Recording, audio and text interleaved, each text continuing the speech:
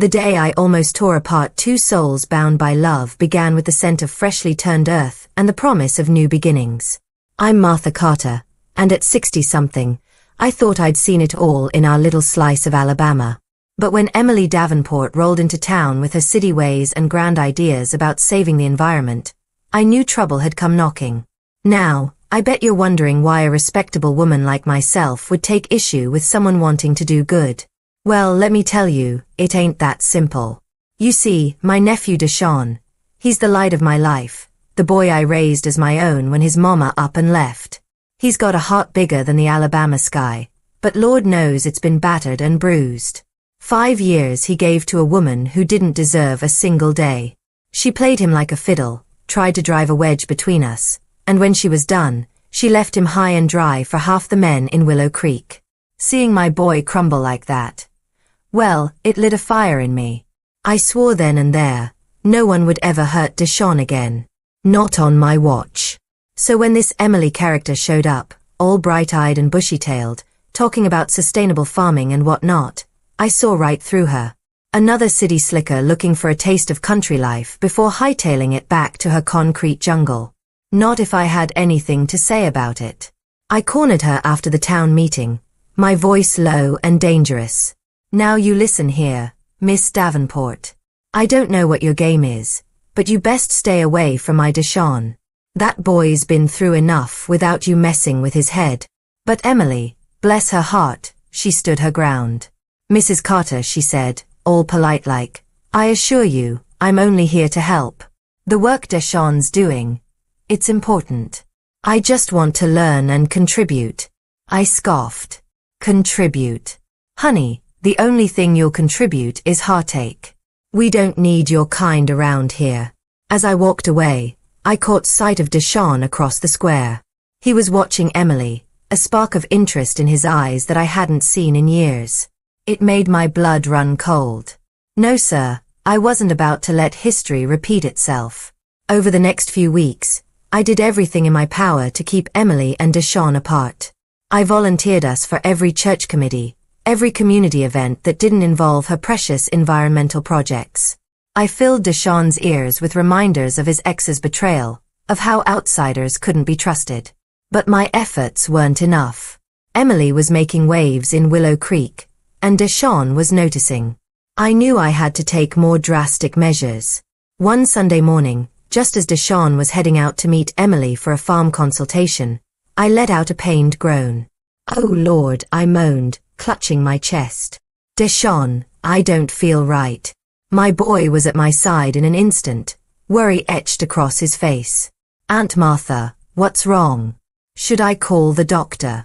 I shook my head weakly. No. I just need to rest. But I hate to think of you going out when I'm feeling this way. Deshaun didn't hesitate. He called Emily to cancel their meeting and spent the day fussing over me. I felt a twinge of guilt at the deception, but I told myself it was for his own good. This became a pattern. Whenever I caught wind of Deshaun and Emily making plans, I'd find a way to interfere. A sudden migraine here, a bout of dizziness there. I even went so far as to fake a fall in the garden, ensuring Deshaun would be too preoccupied with my recovery to spend time with Emily. But Emily was persistent. I'll give her that. She started dropping by the house, offering to help with chores or bring over some of her homemade herbal teas to help with my ailments. It was during one of these visits that I decided to play my trump card. As Emily bustled around the kitchen, preparing a pot of chamomile tea, I cleared my throat. You know, I began, my voice laden with false concern. I worry about you getting too attached to this place, Emily. To Deshaun. She turned to me, brow furrowed. What do you mean, Mrs. Carter? I sighed heavily. Well, it's just. Deshaun, he's got a history, you see. With women from out of town. I paused for effect, watching Emily's expression carefully. There was this girl a few years back. Came here all full of ideas about changing things, just like you. She and Deshaun, they got close. Real close. Emily's hands stilled on the teapot. What happened? Oh, it was awful, I lied, shaking my head sadly. She got him all twisted up, convinced him to invest all his savings in some harebrained scheme. Then, when the money was gone, so was she. Left him broken-hearted and nearly bankrupt. I saw the doubt flicker in Emily's eyes, and I pressed on. I'm not saying you're like that, dear. But Deshawn, he's fragile. He puts on a brave face, but deep down, he's always waiting for the other shoe to drop. I'd hate to see him go through that again. Emily was quiet for a long moment, and I thought I'd finally gotten through to her. But then she squared her shoulders and looked me straight in the eye. Mrs. Carter, she said, her voice steady, I appreciate your concern. But I think Deshawn is stronger than you give him credit for. And I'm not going anywhere. I felt a flicker of admiration for her backbone, but I squashed it down. This wasn't over yet. As the weeks went by, I could see my lies and manipulations taking their toll. Deshawn was torn between his growing feelings for Emily and his concern for my well-being. Emily, for her part, was becoming increasingly frustrated with the constant interruptions and cancellations. It all came to a head one sweltering afternoon in July. I was sitting on the porch, fanning myself and keeping an eye on Deshawn and Emily as they worked in the fields. They were laughing about something, their heads bent close together over a row of tomato plants. The sight made my stomach churn. I was so focused on them that I didn't notice Emily approaching until she was right in front of me, her face set in determination. Mrs. Carter, she said, her voice low but firm, I think it's time we had a talk. I straightened up, trying to look imperious. Oh. What about, dear? Emily took a deep breath. About all of this, she gestured vaguely. Your mysterious illnesses that only seem to flare up when Deshawn and I have plans. The stories you've been telling about his past. The way you look at me like I'm the devil incarnate every time I step foot on this property. I felt my face flush, but I held my ground. I'm sure I don't know what you're talking about. I think you do, Emily pressed on. Mrs. Carter, I understand you're trying to protect Deshawn. But you're hurting him in the process. And you're not being fair to me either. I opened my mouth to protest, but Emily held up a hand. Please, let me finish. I care about Deshawn. Deeply. And I care about this farm, this community. I'm not here to cause trouble or break hearts. I'm here because I believe in what we're doing, and because... She paused, glancing over at Deshawn in the fields. Because I've never met anyone quite like your nephew. Her sincerity caught me off guard, and for a moment, I didn't know what to say. Emily took advantage of my silence to continue. I know you've been lying about your health, she said softly. Deshawn might be too trusting to see it, but I've been watching. And I know the story you told me about his past isn't true. I asked around town, Mrs. Carter. I know about his ex. About what really happened. I felt the blood drain from my face. You had no right, I hissed. Maybe not, Emily conceded. But I had to know the truth. And now that I do, I have to ask. Why? Why go to such lengths to keep us apart? I was saved from answering by a clap of thunder that shook the very foundations of the house. We both looked up to see dark clouds rolling in. The sky turning an ominous shade of green. Storm's coming, I muttered, struggling to my feet. We need to get everything battened down. Emily nodded, our confrontation momentarily forgotten in the face of the impending danger. I'll go help Deshawn in the fields, she said, already moving towards the steps. I watched her go, a mixture of emotions churning in my gut. As the wind picked up, whipping my hair around my face, I couldn't shake the feeling that more than just a storm was about to break. The rain came down in sheets, lightning splitting the sky.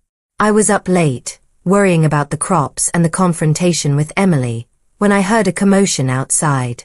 Deshawn was racing towards the barn, shouting something about the roof. I grabbed my raincoat and followed, my old bones protesting every step. As I reached the barn, I saw Deshawn and Emily working together to secure a section of the roof that had come loose in the wind. Mrs. Carter. Emily called out when she saw me. Can you hold this beam? We need to nail it down before the whole thing collapses. For a moment, I hesitated. But the urgency in her voice, the determination in Deshawn's eyes. I found myself moving before I could think twice. 4 hours, we worked side by side, the three of us against the elements.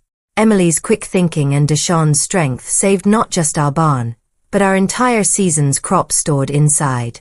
As dawn broke, casting a surreal glow over our rain-soaked land, I found myself looking at Emily with new eyes. This wasn't some flighty city girl looking for a rural adventure. This was a woman who'd put herself in harm's way to save our livelihood. In the days that followed, as we worked to repair the damage from the storm, I watched Emily closely. I saw how she threw herself into the work, never complaining, always the first to offer help. And more importantly, I saw the way Deshawn came alive in her presence. The spark in his eyes that I'd feared was gone forever. It was a quiet Sunday afternoon when I finally swallowed my pride. I found Emily alone in the fields, checking on the new seedlings we'd planted. You know, I began, causing her to start slightly. I never did thank you properly for what you did that night. Emily offered a tentative smile. There's no need, Mrs. Carter. I only did what anyone would have done. I shook my head, a rueful smile playing at my lips. No, child. You did a whole lot more than that. I paused, weighing my next words carefully. I've been hard on you, Emily. Unfair, even. I was so scared of seeing Deshawn hurt again that I couldn't see what was right in front of me. Tears welled in Emily's eyes as I continued. You're good for him, for this farm, for this community. And I'm sorry it took me so long to see it. As we embraced, the sound of approaching footsteps made us both turn. Deshawn stood there, his expression a mixture of surprise and cautious hope. Everything all right here? He asked, his gaze darting between us. I chuckled, wiping a tear from my cheek. Everything's just fine, child. In fact, I'd say things are looking up for the first time in a long while. That evening, as the three of us sat on the porch watching the sunset paint the sky in brilliant hues of orange and pink, I felt a weight lift from my shoulders. The farm was thriving, stronger and more sustainable than ever. My boy was smiling again, real and true. And beside him sat Emily, their hands intertwined, a promise of a future I never thought I'd see. I realized then that sometimes, love isn't about holding on tight. It's about having the courage to let go, to trust, to welcome new beginnings. So I ask you this. How do we find the strength to open our hearts again after being hurt? Can the bonds of family expand to welcome new members, even in the face of fear and suspicion?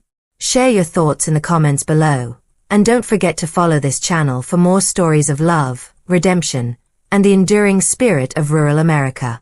Remember, there's a whole playlist of exclusive content waiting for you. Stories that will warm your heart and remind you of the power of second chances.